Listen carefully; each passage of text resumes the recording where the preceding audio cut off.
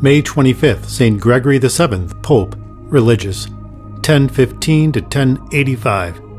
A pope dies on the run. The last words spoken by Pope St. Gregory VII were, "I have loved justice and hated iniquity. That is why I die in exile." His enemies would have claimed that they loved justice equally as much, but understood it differently, which is why the Pope had to die on the run. No one really wins epic battles for power, though one side may prevail in the short run. Everyone loses something in a fight. Some their dignity, others their property, their position, or maybe their teeth. There is no such thing as a win-win outcome. Pope Gregory VII was a scrappy fighter who boxed his powerful opponents for years. Yet he didn't fight for his own honor, wealth, or position, but because he believed that the Blessed Peter is father of all Christians, their chief shepherd under Christ, and that the Holy Roman Church is the mother and mistress of all the churches. He battled for the right of the Bishop of Rome to govern the Church's internal life, free of interference from worldly powers. Pope Gregory's victories and losses colored all of medieval history and established key precedents for the perennial tensions between church and state, which continue until today. Gregory VII was baptized as Hildebrand in the Tuscany region of Italy. He received an excellent education from Roman tutors, including one who later became Pope Gregory VI. Most of his adult life was dedicated to serving various popes in important diplomatic and administrative roles. He was one of the most essential papal advisors of his era, even helping to craft the church law limiting papal conclaves to cardinals alone.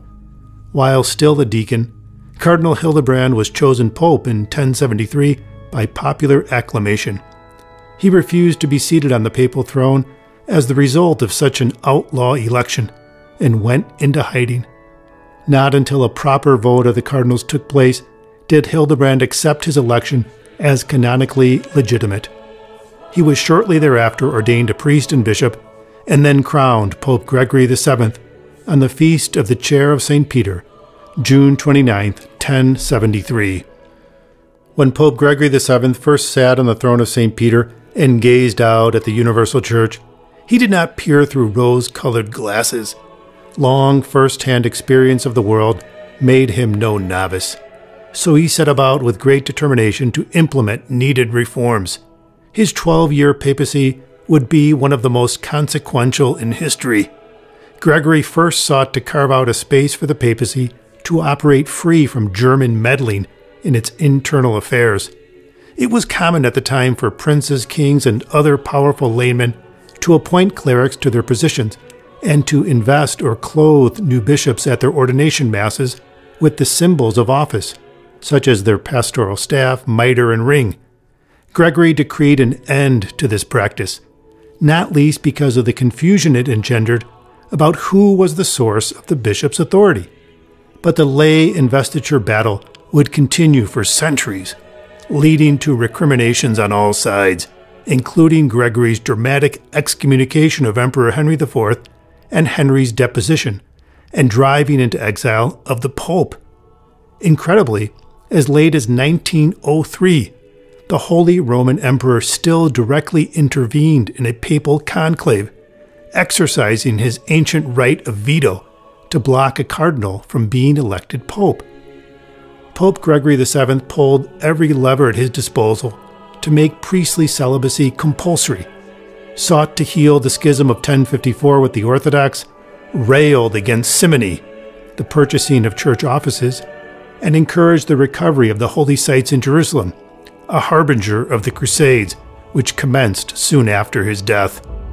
Gregory also memorialized in the clearest of terms the Church's theology of the real presence of Christ in the Holy Eucharist, a statement of faith that presaged the deep devotion to the Blessed Sacrament, so characteristic of the High Middle Ages. Long before the popes were known as Vicar of Christ, they were called Vicar of Peter. Pope Gregory VII was a model medieval pope above personal reproach, ambitious only for the health and freedom of the Church. He represented both Christ and St. Peter well.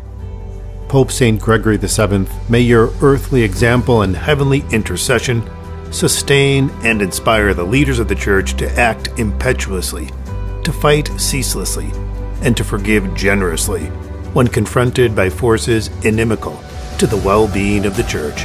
Amen.